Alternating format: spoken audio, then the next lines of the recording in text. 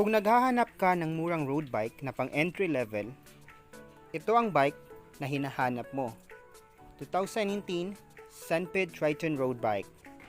Available siya sa kulay na blue, black, and gray. Sa size naman, ang size ay 46, 48, at 50. Meron ding 52. Siyempre, depende yan sa bike shop na pagbibilhan mo ng bike.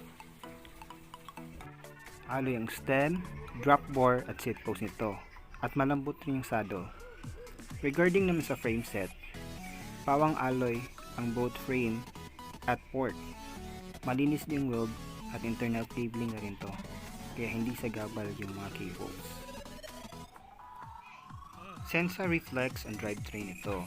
For the FD, it's composed of alloy and metal, and for the rail derailleur or RD, it's composed of plastic and metal.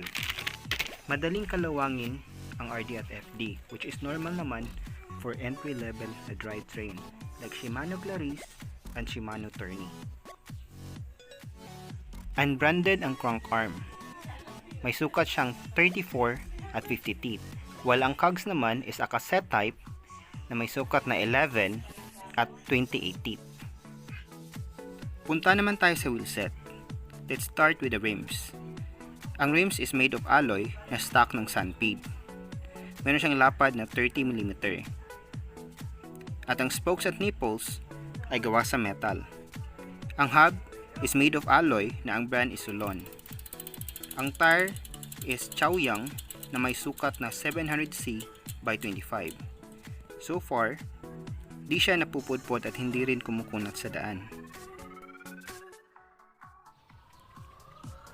Ang brake at ang shifter lever is different from Shimano STI.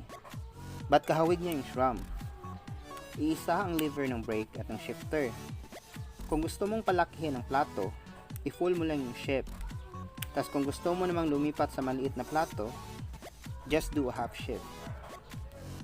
Ang disadvantage lang dito is the material. Gawa kasi sa plastic at aluminum ang STI nito. Kung nagtatanong kayo kung ano ang caliper nito, ang caliper nito ay made of alloy.